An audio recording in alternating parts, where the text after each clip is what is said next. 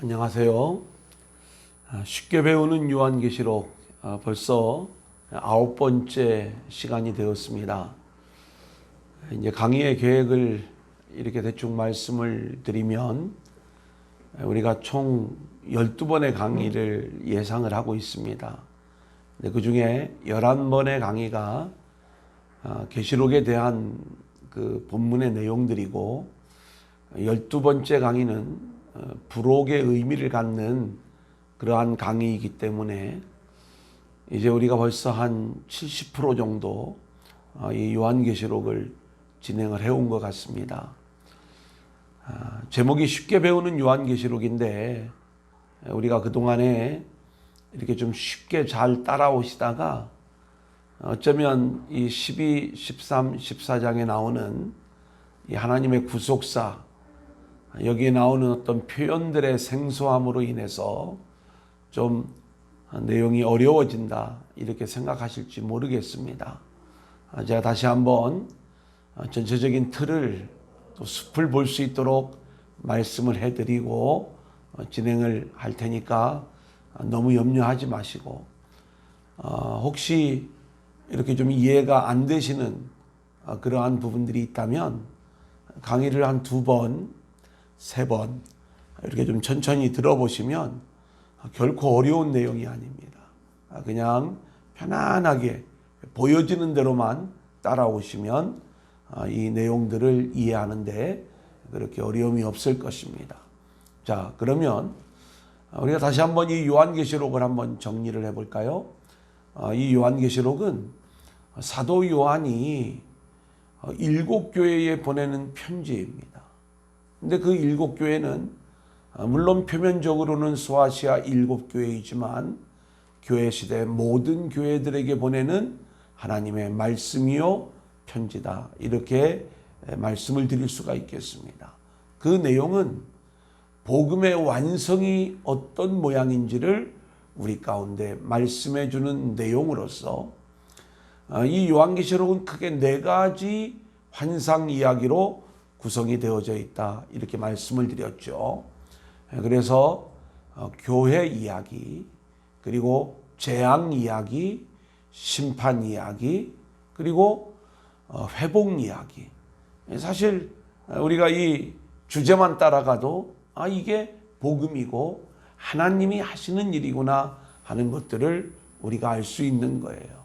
그리고 우리가 1장부터 3장까지는 교회 이야기, 특별히 예수 그리스도의 환상에 대한 모습, 그리고 또 하나는 7교회에 보내는 편지의 내용인데 칭찬과 책망의 내용인데 그 7교회 칭찬과 책망의 이야기들을 통해서 이 땅에서 전투하는 교회는 이제 어떤 일들이 우리 가운데 있을 것이고 그 칭찬과 책망의 상황에서 교회는 어떻게 승리해야 되는가, 이러한 내용들을 우리가 함께 나누었습니다.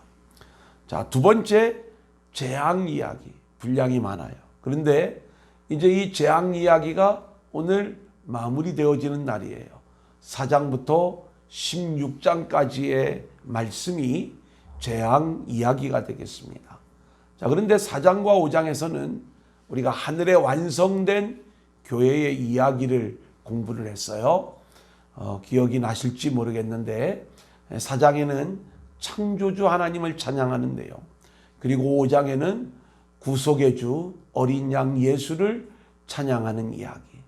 이 5장에서 하나님의 오른손에 들려있던 두루마리가 예수님께로 전달되어지고 그 인이 떼어지면서 이제 6장부터 우리가 인재앙이 시작이 되는 것을 볼 수가 있죠. 그래서 6장, 7장, 8장, 5절까지 우리가 7인 재앙에 대해서 함께 말씀을 나누었습니다. 자, 여기서 우리가 잊지 말아야 되는 것은 6번째 인재앙 다음에 이 어마어마한 재앙 속에 과연 누가 능히 설 수 있겠는가? 누가 구원을 받을 수 있겠는가? 이 부분에 대한 해답이 계시록 7장에 나오는 삽입 환상이라고 말씀을 드렸습니다. 이게 첫 번째 삽입 환상으로서 이마에 하나님의 인을 맞은 이 땅의 14만 4천, 상징적인 숫자라고 그랬어요. 그리고 하늘을 보니까 능히 셀 수 없는 큰 물이. 그러니까 하나님의 언약 안에 있는 자들이 다 구원함을 받는 거예요. 우리가 재앙을 두려워할 필요가 없다, 이렇게 말씀을 드렸죠. 그리고 8장 1절부터 5절까지 7번째 인재앙이 등장한 다음에 바로 이제 7 나팔재앙이 진행이 되어집니다. 자, 이 7 나팔재앙은 8장 6절부터 시작을 해서 우리가 11장까지 그 내용들을 함께 나누었습니다. 자, 그런데 이 8장 6절부터 등장하는 이 7 나팔재앙도 우리가 6번째 나팔재앙이 진행된 다음에 어떤 일들이 벌어지냐면, 이러한 재앙에도 불구하고 회개하고 돌아오는 자들이 없더라. 그때 이 회개하고 돌아오는 그 사역을 위해서 교회의 복음 증거 사역이 이제 회개하고 돌아오는 일에 결정적인 역할을 하는 장면들을 삽입환상으로 보여주는 거예요. 이게 두 번째 삽입이죠. 우리가 계시록 10장 그리고 11장 1절부터 13절까지의 말씀을 통해서 이 내용을 나누었고요. 그 다음에 우리가 이제 7번째 나팔재앙에 대한 내용을 공부한 거예요. 자, 그 다음에 우리가 바로 7 대접재앙을 공부해야 되는데, 11장이 맞춰지고 나서 7 대접재앙은 이제 오늘 15장, 16장에서 우리가 공부를 하는 거예요. 근데 이 7 대접재앙이 끝나면 하나님의 구속사가 실제로 끝나는 거예요. 자, 그런 구속사가 끝나기 전에 하나님은 하나님의 구속사를 어떻게 진행하셨는가를 12장, 13장, 14장에서 하나님의 구속사가 어떤 내용인가를 우리 가운데 말씀해 주셨죠. 좀 어려운 표현이었지만 용과 아이와 용과 여자와 아이, 여기에 담겨져 있는 전쟁 이야기. 자, 다시 반복은 하지 않겠습니다. 그 내용을 좀 보기를 원하시는 분들은 우리가 그 강의를 다시 한번 이렇게 들으시면 되겠습니다. 그리고 이 용이 이 전쟁에서 패하여 무적행에 갇히면서 자신의 모든 권한을 두 짐승에게 위임을 하죠. 그게 13장에 나오는 바다에서 올라온 짐승, 땅에서 올라온 짐승. 표현이 생소하기 때문에 좀 어렵지만 용이 더 이상 힘을 쓸 수 없는 그러한 상황임에도 불구하고 왜 교회 시대에 성도와 교회는 미혹을 당하고 영적 전쟁 속에 놓이게 되었는가? 바로 이들이 용의 권세를 가지고 교회와 성도들을 유혹하고 공격하고 있기 때문에 그런 거죠. 그래서 바다에서 올라온 짐승, 땅에서 올라온 짐승의 정체성이 무엇인지 우리가 이 내용들을 함께 나누었고요. 하지만 이 전쟁에서 14장의 그 내용들을 보면 우리는 하늘에서 이제 구원받은 백성으로서 새 노래를 부르고 찬양하는 그러한 14만 4천의 노래를 우리가 14장에서 함께 나누면서 우리가 그 재난, 그 싸움 속에서 결국 승리하게 될 것을 우리가 함께 나누게 되는 이 이야기, 그리고 곡식 추수한상, 또 포도 수확한상, 그 내용들의 의미들까지를 우리가 함께 나누었습니다. 자, 그리고 나서 이제 오늘 15장, 16장 이제 7 대접재앙 이야기를 우리가 함께 나누게 되는 거예요. 자, 그러면 먼저 이 15장부터 16장 사이의 구조를 말씀을 드리면 실제적인 재앙 이야기는 16장에 등장을 합니다. 15장 1절부터 8절까지는 7 대접재앙의 도입 부분에 해당되는 거고요. 이제 16장으로 들어가면 1절부터 9절까지는 처음 내 대접 재앙의 이야기가 나오고, 그리고 10절부터 21절까지는 나머지 세 대접 재앙의 이야기가 나오게 되는 거예요. 자, 오늘은 이 내용들을 함께 나누어 보도록 하겠습니다. 자, 그러면 먼저 일곱 대접 재앙의 도입입니다. 1절 같이 읽어볼까요? 또 하늘에 크고 이상한 다른 이적을 보매 일곱 천사가 일곱 재앙을 가졌으니 곧 마지막 재앙이라. 하나님의 진노가 이것으로 마치리로다. 여러분, 우리가 이 재앙을 이야기할 때 재앙은 시간의 순서가 아니라 중첩된 그러한 구조로 보아야 된다, 이렇게 말씀을 드렸습니다. 실제로 일곱인 재앙시대, 일곱 나팔 재앙시대, 일곱 대접 재앙시대가 따로 있는 게 아니고 이것이 동시에 중첩되어 나타나는데, 그래서 이 순서는 환상의 순서면서 점점 더 재앙이 깊어지고 강해진다는 그러한 의미를 보여주는 것이지, 우리가 시대를 구분하는 방식으로 우리가 이 재앙을 이해하면 곤란하다, 그렇게 말씀을 드렸죠. 그러면서도 우리는 이 대접 재앙을 통해서 결국 하나님의 진노가 마무리되어지는 그러한 내용들을 보게 되는데, 자, 여기 1절 말씀해 보면 하늘에 크고 이상한 다른 이적을 보았다, 이렇게 말씀하고 있어요. 여기 이상하다는 것은 놀라울 만한 이적을 이야기하는 거예요. 하나님의 구속사가 이제 어떤 결정적인 모습을 보이는 듯한 그러한 내용을 이렇게 보여주고 있는 것이죠. 그래서 일곱 천사가 일곱 재앙을 가진 환상으로서 이 일곱 대접 재앙이 마지막 재앙이며 이것으로 하나님의 진노가 완성되는 구속사와 관련된 크고 놀라운 이적, 이제 이 내용이 진행이 되어지는 거예요. 자, 그런데 이 내용이 진행되기 전에 15장 2절로 4절에 보면 모세와 어린 양의 노래가 있는 거예요. 참, 왜 이런 노래가 또 등장하나 좀 우리는 어색하지만 사실은 구약에 이미 이런 그림들이 다 그려져 있어요. 자, 2절을 먼저 좀 보도록 하겠습니다. 또 내가 보니 불이 섞인 유리바다 같은 것이 있고 짐승과 그의 우상과 그의 이름의 수를 이기고 벗어난 자들이 유리바다가에 서서 하나님의 검은 고를 가지고, 이걸 처음 이렇게 본다면 뭐 이렇게 어려운 표현들이 있는가 이렇게 생각을 할 수가 있겠어요.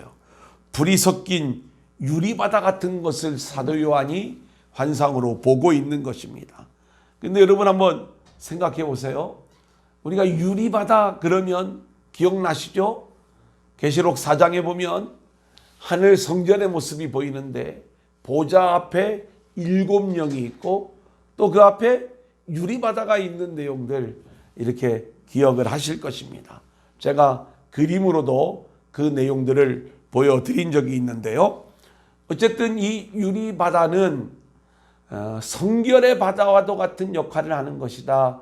이 내용을 말씀을 드리면서 수정같이 맑은 유리바다의 이야기들을 우리가 함께 나눈 거예요. 그래서 이 하늘 홍해를 건너 구원의 완성을 누리는 거룩하고 성결한 교회 성도의 모습을 보여주는 게 이게 수정 같은 유리바다예요.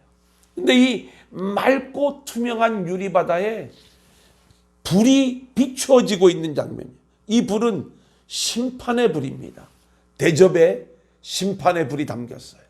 그래, 이 심판의 불이 대접이 쏟아지면서 심판이 시행이 되어지는 건데, 그 심판의 불이 이 유리바다에 비춰진 그러한 모습을 여기 불이 섞인 유리바다 이렇게 표현을 해주는 거예요. 자, 그런 심판이 예고되어져 있음에도 불구하고 짐승과 그의 우상과 그의 이름의 수를 이기고 벗어난 자들이 유리바닷가에 서서 하나님의 검고를 가지고 새 노래를 부르는 거예요. 여기 보니까 짐승과 그의 우상과 그의 이름의 수를 이겼다. 이 얘기는 마귀와의 싸움에서 이긴 자들이고, 그리고 이들에게 넘어가지 않고 이마에 하나님의 인, 어린 양의 이름이 적혀져 있는 자들을 이야기하는 것 아니겠어요? 우리 믿는 성도들, 구원받은 백성들, 우리들을 이야기하는 거예요. 대접재앙이 시행이 되어지지만 우리는 염려하지 않아도 돼요.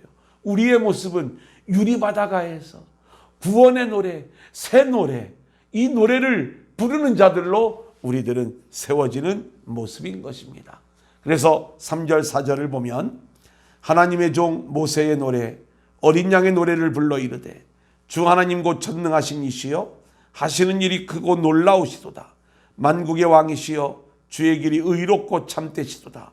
주여 누가 주의 이름을 두려워하지 아니하며 영화롭게 하지 아니하오리이까. 오직 주만 거룩하시니이다. 주의 의로우신 일이 나타났음에 만국이 와서 주께 경배하리이다 하더라. 하나님의 검은고를 가지고 하나님의 종 모세의 노래, 어린 양의 노래를 부르는 장면이잖아요. 왜 모세의 노래를 어린 양의 노래라고 말씀하고 있는가? 여러분, 우리가 출애굽기를 보면 출애굽기 15장에 이 홍해를 건넌 후에 모세의 노래가 나와요. 이 홍해를 건너 구원해 주신 하나님의 놀라운 은혜에 감사하면서 노래를 부르는 그러한 장면 아니겠습니까? 이것과 똑같아요. 우리는 그 하늘의 홍해를 건너서 이제는 구원받은 백성으로서 어린 양의 노래를 부르죠. 이스라엘이 구원을 받게 된 결정적인 그 근거가 어디에 있어요? 유월절 어린 양의 피에 있잖아요.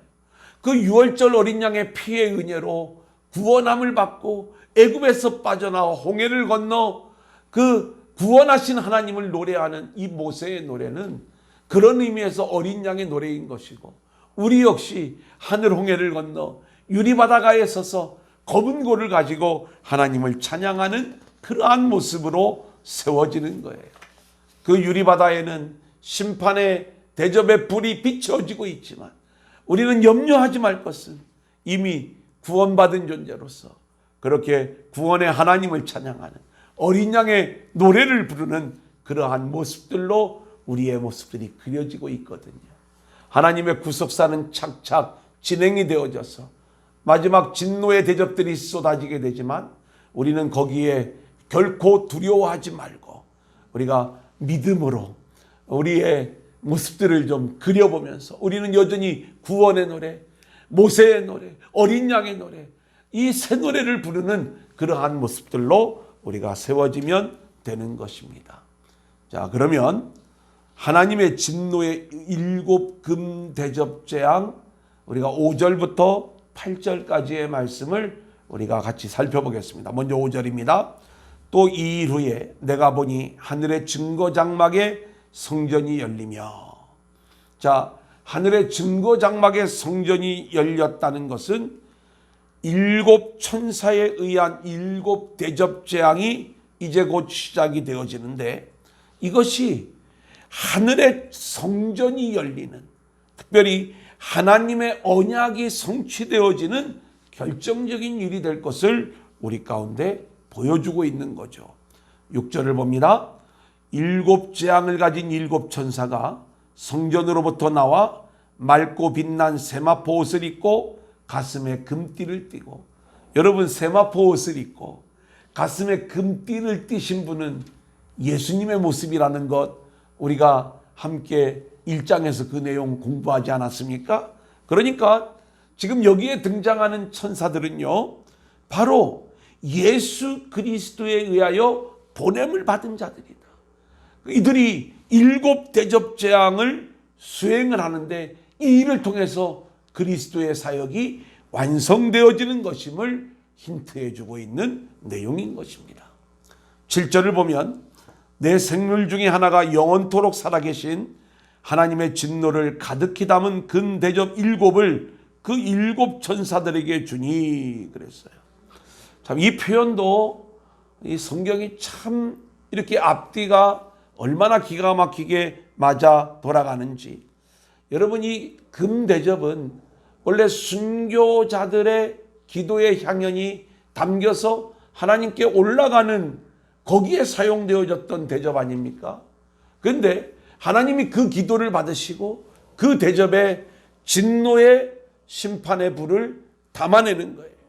그래서 하나님의 심판의 불이 담긴 이 대접이 결국 이제 다시 천사들에게 들려져 이 대접에 있는 불이 쏟아짐으로 하나님의 7 대접 재앙이 시행이 되어지는 내용을 우리가 볼 수가 있겠습니다. 좀 쉽게 설명을 해드리면 기도의 향을 담은 대접이 하늘로 올라가는 거고 여기에 하나님의 심판의 불, 그 제단의 불이 담겨져서 이제 진노의 심판이 진행되어지는 것이다. 8절을 보면 하나님의 영광과 능력으로 말미암아 성전에 연기가 가득 차매 7 천사의 7 재앙이 마치기까지는 성전에 능히 들어갈 자가 없더라. 자, 여기 성전에 연기가 가득 찼다라고 하는 이야기는 하나님의 영광과 임재가 얼마나 충만한 모습인가를 우리 가운데 보여주는 거예요. 실제로 하나님은 그 영광의 일로 이 어마어마한 심판의 일들을 진행하면서 하나님의 나라를 완성해 가시는 것이죠. 이제 이 7 대접의 진노가 구체적으로 어떻게 진행되어지는지 우리가 16장의 말씀을 통해서 그 내용들을 살펴보도록 하겠습니다. 7 대접의 진노입니다. 자, 1절을 16장 1절을 제가 봉독해 올립니다. 또 내가 들으니 성전에서 큰 음성이 나서 7 천사에게 말하되 너희는 가서 하나님의 진노의 7 대접을 땅에 쏟으라 하더라. 자, 저희가 임재앙 공부할 때 또 나팔재앙 공부할 때 그리고 대접재앙 공부할 때 임재앙은 인을 뗀다 라고 해서 재앙의 시작을 개봉의 성격을 보여주는 의미라고 말씀을 드렸고요. 나팔은 분다라는 표현을 통해서 경고의 성격을, 그리고 대접은 땅에 쏟는다, 이런 내용을 통해서 이제 심판의 집행이 마무리되는 그러한 내용을 보여주고 있다, 이렇게 말씀을 드렸습니다. 근데 오늘 이 1절 말씀해 보니까 큰 음성이 나서 이렇게 표현을 하고 있어요. 큰 음성이라고 하는 말은 하나님이 이 일들을 진행을 하시는데 진노의 대접을 쏟으라는 이 말씀을 큰 음성으로 하는 것은 이제 결정적으로 하나님이 구속사를 완성해 나가는 이 재앙을 완성해내는 의미를 가지고 있는 말씀이죠. 땅에 쏟으라. 지금 악한 자가 속하여 활동하는 악한 자에 속하여 활동하는 그 악한 세력들을 향해서 이 대접을 쏟으라, 이렇게 이야기하면서 처음 내 대접 재앙이 나오게 되는 거예요. 자, 그러면 첫 번째 대접 재앙입니다. 2절 첫째 천사가 가서 그 대접을 땅에 쏟음에 짐승의 표를 받은 사람들과 그 우상에게 경배하는 자들에게 악하고 독한 종기가 나더라, 이렇게 말씀하고 있어요. 여기서의 땅은 자연계의 땅을 이야기하는 거예요. 누구에게 이 심판의 대접이 쏟아지고 있는가 봤더니 짐승의 표를 받은 자 그리고 우상 숭배자들에게 이 심판이 이루어지고 있는 것을 보게 돼요. 그 심판의 결과로 악하고 독한 종기가 발생하고 있는 거죠. 여러분, 이 독종 그러면 애굽의 6번째 재앙과 이렇게 연결이 되어지죠. 그리스도 안에 있는 자들은 유리바닷가에 서서 어린 양의 노래, 구원의 노래를 부르고 있는데 그리스도 밖에 있는 자들에게는 이 독종과도 같은 대접의 심판이 임하게 되는 내용을 우리가 보게 되는 거예요. 애굽의 재앙 속에서 이스라엘 민족은 안전하게 구원을 받고 홍해를 건너 이 모세의 노래를 부르게 되지만 애굽에 있는 사람들은 결국 그 재앙과 함께 심판의 완성으로 이렇게 심판의 멸망으로 나아가는 그러한 모습들을 우리가 보는 것 아니겠습니까? 자, 두 번째 나팔재앙, 대접재앙은 3절입니다. 제가 읽어드립니다. 둘째 천사가 그 대접을 바다에 쏟음에 바다가 곧 죽은 자의 피같이 되니 바다 가운데 모든 생물이 죽더라. 자, 두 번째 대접 재앙 그 심판 대상은 바다의 모든 생물이고요. 심판의 결과 죽은 자의 피같이 되었다. 이렇게 말씀을 하고 있어요. 제가 이 바다에 대한 내용을 말씀을 드린 적이 있죠. 성경은 일관되게 이 바다는 저주의 세력, 심판의 세력, 어둠의 권세 잡은 자가 출현하는 그러한 장소가 바다다. 이렇게 말씀을 드렸죠. 여기에 대접 재앙이 쏟아지는 거예요. 애굽의 첫 번째 재앙, 그리고 두 번째 나팔 재앙과 유사하지만 대접 재앙이 훨씬 더 강력한 모습으로 등장하고 있는 것을 보게 됩니다. 자, 이번에는 세 번째 대접 재앙입니다. 4절을 보면 첫째 천사가 그 대접을 강과 물 근원에 쏟음에 피가 되니라. 여기서는 우리는 물의 근원에 이 심판이 이루어지는 장면을 우리가 생각해 볼 수가 있어요. 이것은 이제 이 심판이 철저하게 강력하게 이루어진다는 그 표현이 근원이라는 단어에서 찾아볼 수가 있는 것이고요. 그 심판의 결과로 피가 피로 변하고 있는 모습을 우리가 보게 되는 거죠. 자, 이렇게 대접재앙을 보면 물론 그 앞에 인재앙, 나팔재앙에도 좀 등장하는 내용이지만 이 재앙의 내용이 애굽의 재앙과 아주 유사한 그러한 모습들을 보여주고 있는 것들을 보게 돼요. 그것은 바로 구약에 등장하는 이 애굽, 그리고 그 애굽으로부터 출애굽하는 그 과정 속에 있었던 재앙의 이야기와 그리고 교회 시대 이 재앙의 이야기의 유사성을 보여주는 것, 영적으로 같은 정체성을 가지고 있는 것이죠. 그리고 바로 애굽 바로 왕이 오늘날로 이야기하면 악한 영, 사단의 세력과 동질성을 가지고 있는 그러한 모습임을 보여주는 것이다. 이렇게 말씀을 드릴 수가 있겠습니다. 따라서 애굽에 내린 10가지 재앙은 계시록적 관점에서 보면 사단의 세력들에게 가해지는 마지막 심판 현상과도 같은 것이다. 이렇게 말씀드릴 수가 있겠습니다. 이제 네 번째 대접 재앙이 나와야 되는데 5절부터 7절까지는 물을 차지한 천사 이야기가 나와요. 제가 봉독해 드리겠습니다. 내가 들으니 물을 차지한 천사가 이르되 전에도 계셨고 지금도 계신 거룩하신 이여 이렇게 심판하시니 의로우시도다. 그들이 성도들과 선지자들의 피를 흘렸으므로 그들에게 피를 마시게 하는 것이 합당하니이다 하더라. 또 내가 들으니 제단이 말하기를 그러하다 주 하나님 곧 전능하신 이시여 심판하시는 것이 참되시고 의로우시다 하더라. 셋째 대접과 넷째 대접 재앙 사이에 물을 차지한 천사가 등장하면서 찬양하는 내용이 소개가 되는 거예요. 찬양의 그 요지는 뭐냐? 하나님의 심판이 의로우시다는 거예요. 정당하다는 거예요. 공정하다는 거예요. 그래서 그 정당성과 공정성의 근거는 뭐냐? 순교자들의 핏값을 가해자들로부터 취하시는 데에서 그 정당성과 공정성이 있는 것이죠. 대접재앙은 순교자들의 핏값을 요구하는 신원의 기도에 대한 하나님의 응답인 것입니다. 이제 네 번째 대접재앙입니다. 8절로 9절 제가 봉독해 드립니다. 넷째 천사가 그 대접을 해에 쏟음에 해가 권세를 받아 불로 사람들을 태우니 사람들이 크게 태움에 태워진지라. 이 재앙들을 행하는 권세를 가지신 하나님의 이름을 비방하며 또 회개하지 아니하고 주께 영광을 돌리지 아니하더라. 이렇게 말씀하고 있어요. 네 번째 대접 재앙의 심판 대상은 해예요.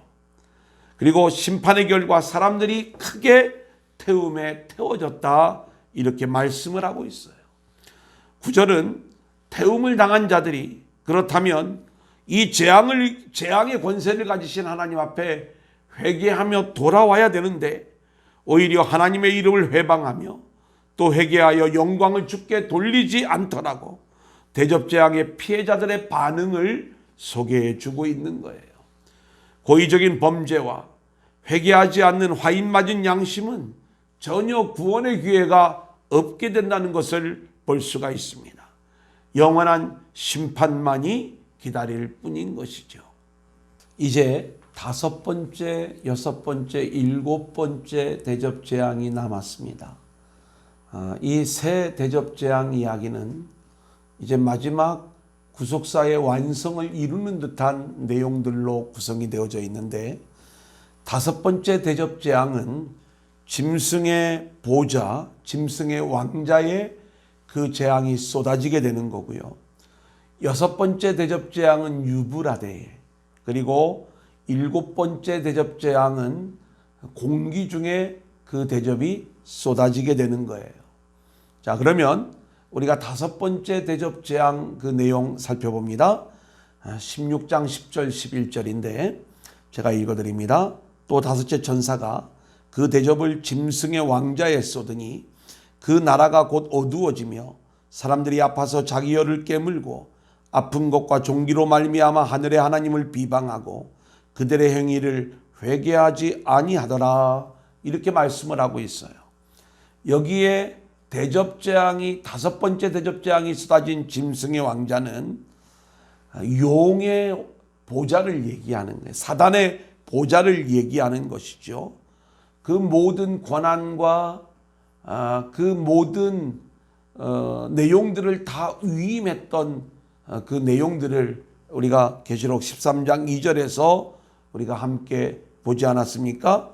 그래서 5째 천사의 대접재앙을 바로 이 짐승의 보좌에 직접 쏟아붓는 거예요.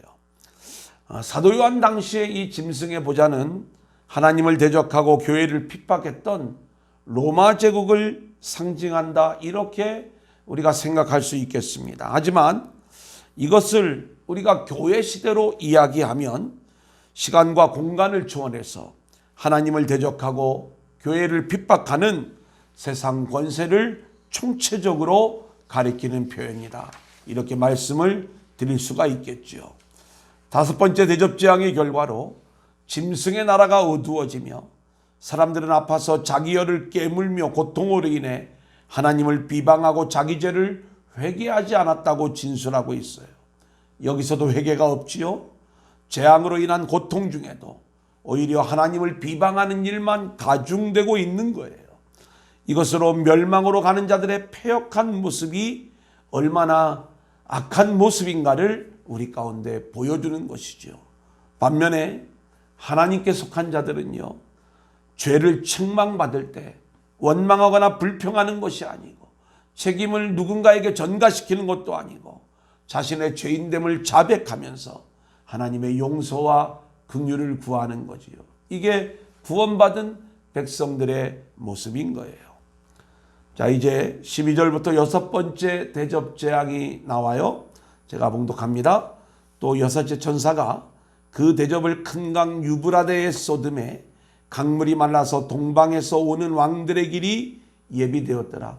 조금 표현이 어렵지만 제가 이 내용을 좀 잘 설명을 해드릴게요. 자, 6번째 대접재앙이 큰 강 유브라데에 쏟아 부어지는 거예요.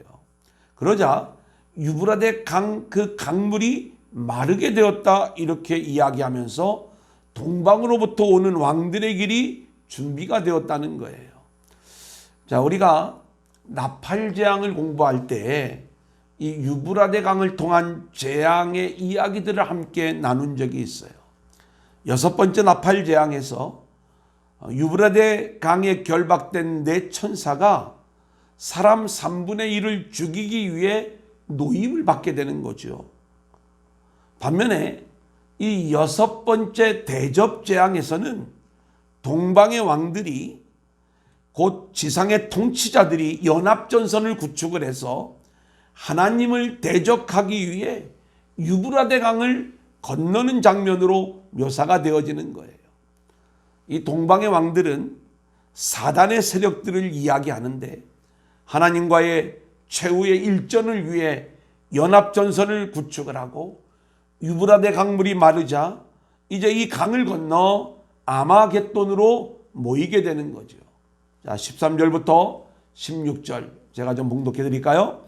또 내가 보매 개구리 같은 새 더러운 영이 용의 입과 짐승의 입과 거짓 선지자의 입에서 나오니. 자, 여기 보면 개구리 같은 새 더러운 영, 이 더러운 영이 입에서 나온다는 거예요.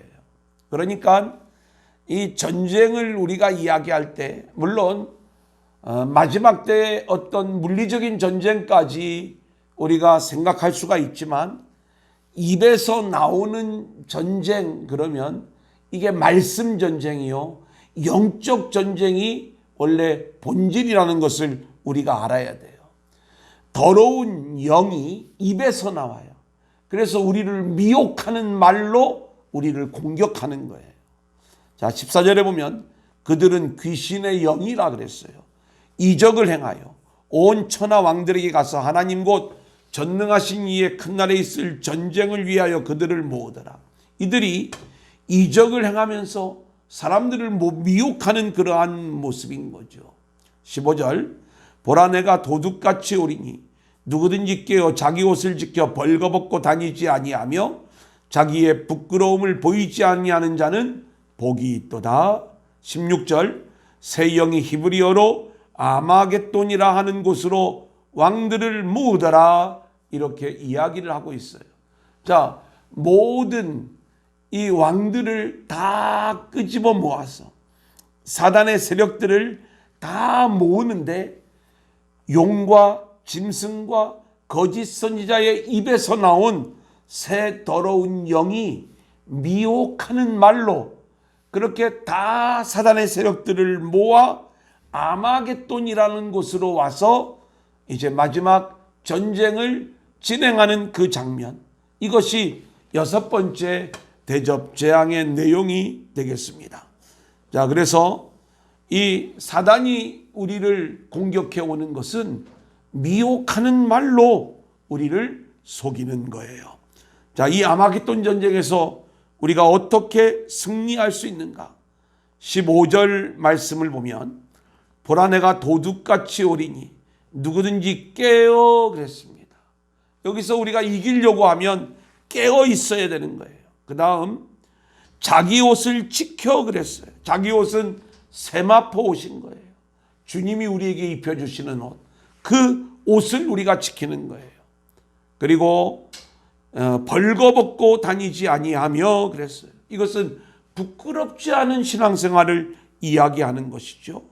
우리가 이렇게 주님이 우리에게 입혀주신 그 옷을 입고 깨어있는 자가 될 때 우리는 이 아마겟돈 전쟁을 두려워할 이유가 없는 거예요. 여러분, 이 아마겟돈은 뭘 이야기하냐면 할무깃도입니다. 할무깃도. 무깃도 사이의 골짜기라고 하는 의미가 아마겟돈인 거예요. 여러분, 실제로 이 무깃도에서는 여러 가지 전쟁들이 있었습니다. 우리가 요시야 왕 때 무깃도 전투 이야기를 알고 있고요. 그리고 우리가 엘리야의 갈멜산 영적 전쟁, 이 갈멜산도 알고 보면 이 무깃도 근처에 있습니다. 자, 그러면 이 성경에 나오는 그러한 전쟁들이 할무깃도, 그러니까 이 아마겟돈 전쟁과 비슷한 어떤 영적 전책성을 보여주는 장면들이 있습니다. 물론 제가 이 내용들을 이건 이거다 이렇게 말씀을 드리지는 않겠어요. 아마겟돈은 하나님의 백성을 대적하려는 악한 세력들이 모이는 장소이고요. 그래서 이 아마겟돈 전쟁이라고 하는 것은 미래의 어떤 전쟁만을 우리가 이야기하는 것이 아니라 지금 이 시대에도 이 아마겟돈 전쟁은 끊임없이 우리 가운데 이루어지고 있는 거예요. 사단의 세력들이요, 미혹하는 말로 우리에게 끊임없이 그 사단의 세력들을 모아 우리를 공격해 오고 있어요. 그 미혹의 말을 이길 수 있는 것은 우리가 성령의 능력으로 하나님의 말씀으로 무장하는 것이죠. 그래서 우리가 성령의 능력, 안에서 진리의 영으로, 진리의 언어로, 하나님의 말씀으로 그들을 우리는 능히 이기고 물리칠 수 있는 거예요. 우리가 이렇게 성령 안에서 하나님의 말씀으로 무장하고 있다면, 그렇게 우리가 참된 복음의 말씀을 붙잡고 거룩한 세마포 옷을 입고 깨어 있어 부끄럽지 않은 신앙생활을 하고 있다면, 그 어떤 여섯 번째 대접 재앙 속에서도 우리는 안전한 구원의 길, 승리의 길을 걸어갈 수가 있는 거예요. 자, 이제 마지막 일곱 번째 대접 재앙입니다. 17절 18절 제가 봉독해 올립니다. 일곱째 천사가 그 대접을 공중에 쏟음에 큰 음성이 성전에서 보좌로부터 나서 이르되 되었다 하시니, 번개와 음성들과 우레소리가 있고 또 큰 지진이 있어 얼마나 큰지 사람이 땅에 있어 온 이래로 이같이 큰 지진이 없었더라. 여러분, 공중에 일곱 번째 대접 재앙이 쏟아졌다는 것은, 우리는 이 공중 권세를 사로잡고 있는 자들이 악한 영임을 우리는 알고 있잖아요. 그 악한 영의 본산지, 본거지에 이제 마지막 일곱 번째 대접 재앙이 쏟아지는 거예요. 이제 공중 권세를 잡고 있던 그 악한 영들을 완전히 물리치시는 그러한 모습이 이 일곱 번째 대접 재앙이라고 말씀을 드릴 수가 있겠습니다. 쏟아붓는 순간 하늘에서 어떤 음성이 나요? 되었다. 여러분, 이 이야기는요, 마치 주님이 십자가상에서 다 이루었다 말씀하시는 그 내용을 우리 가운데 보여주는 것이고요. 또 계시록 21장 6절에도 보면 이루었도다 라는 표현이 나오는데, 같은 내용을 우리에게 말씀해 주는 거예요. 자, 이제 16장 마지막 부분 19절로 21절까지의 말씀을 제가 봉독해 드립니다. 큰 성이 세 갈래로 갈라지고 만국의 성들도 무너지니, 큰 성 바벨론이 하나님 앞에 기억하신 바 되어 그의 맹렬한 진노의 포도주 잔을 받음에 각 섬도 없어지고 산악도 간데 없더라. 또 무게가 한 달란트나 되는 큰 우박이 하늘로부터 사람들에게 내리매 사람들이 그 우박의 재앙 때문에 하나님을 비방하니 그 재앙이 심히 크미러라. 이렇게 말씀하고 있어요. 바벨론 성의 멸망은 계시록 14장 8절로 10절의 내용과 병행을 이루죠. 좀 더 심화된 심판의 모습으로 등장하는데, 이런 식으로 심화되고 강화된 심판 현상들로 인해 일곱 번째 대접 재앙은 최후의 심판이라는 성격을 우리에게 보여주고 있는 거예요. 일곱 대접 재앙은 21세기를 살아가는 현 교회 시대가 하나님의 구속사의 진행 속에서 얼마나 치열한 영적 전쟁의 현장 속에 있는지를 실감나게 해주는 거예요. 계시록이 제시하고 있는 재앙들은 교회 시대의 현재 진행형으로 시행되고 있는 종말적 하나님의 심판 현상이다. 이것을 우리가 깨달아야 될 것입니다. 이제 오늘 말씀 한번 요약을 해드리겠습니다. 15장에 이 일곱 대접 재앙의 도입 이야기죠. 여기서 중요한 것은 이 대접 재앙이 시행이 된다 할지라도 우리들은 유리바다가에 서서 하나님의 검은 고를 가지고 어린 양의 노래, 모세의 노래를 부르는 자들로 우리는 완성되는 거예요. 염려할 것 없어요. 자, 그런데 그 불이 섞인 유리바다를 통해서 이제 곧 하나님의 대접 재앙이 심판되어질 게 예고되어지는 장면이죠. 그리고 이제 16장에 처음 네 대접 재앙, 그리고 나머지 세 대접 재앙의 이야기가 등장하는 거예요. 첫 번째 대접 재앙은 땅에 그 대접이 쏟아지는데, 우상 숭배자와 짐승의 표를 받은 자들에게 재앙이 쏟아지면서 독종이 발생하는 거예요. 두 번째 대접 재앙은 바다에 쏟아지죠. 바다가 죽은 자의 피같이 되고 바다의 모든 생물이 죽게 되는 거예요. 우리가 인재앙에서는 4분의 1이 죽게 되고요. 그리고 나팔재앙에서는 3분의 1이 죽게 되는데, 이제 이 대접재앙에서는 다 죽게 되는 거예요. 세 번째 대접재앙은 물의 근원에 재앙이 쏟아진다고 말씀을 드렸어요. 그래서 강과 물의 근원이 피로 변하는 장면. 네 번째 대접 재앙은 해에게 쏟아지는 거죠. 해가 권세를 받아 불로 사람들을 태우니 사람들이 크게 태움에 태워지게 되는 장면. 하지만 회개하지 않고 하나님을 비방했다, 이렇게 말씀을 드렸죠. 이제 나머지 세 대접 재앙. 다섯 번째 대접은 짐승의 왕자에 쏟아지게 돼요. 사람들은 아파서 자기 혀를 깨물며 고통으로 인해 하나님을 비방하고 죄를 회개하지 않았다, 이렇게 말씀을 드렸고요. 여섯 번째 대접 재앙은 유브라데에 그 대접이 쏟아지면서 강물이 마르고 동방에서 오는 왕들의 길이 예비되어져요. 이들은 사단적 세력이라고 말씀을 드렸어요. 이들이 미혹의 말로 땅의 임금들을 전쟁에 참여시켜 아마겟돈으로 모으게 하는 거죠. 이 악한 영들이.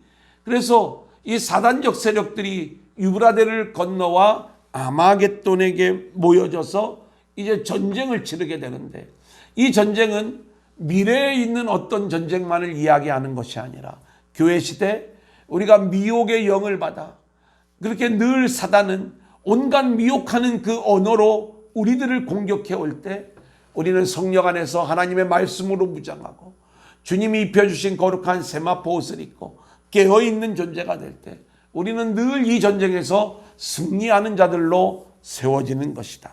일곱째 대접 재앙은 악의 본산지인 공기 중에 이 대접 재앙이 쏟아지면서 이제는 다 이루었다, 되었다 말씀하시는 것으로 이제 심판 재앙이 완성되어지는 것을 우리 가운데 보여줍니다. 이제 여기까지가 우리가 재앙 이야기예요.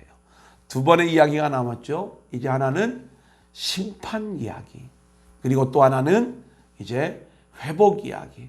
이제 얼마 남지 않았습니다. 잘 따라와 주시고요. 우리가 다음 주에 다시 뵙도록 하겠습니다. 고맙습니다.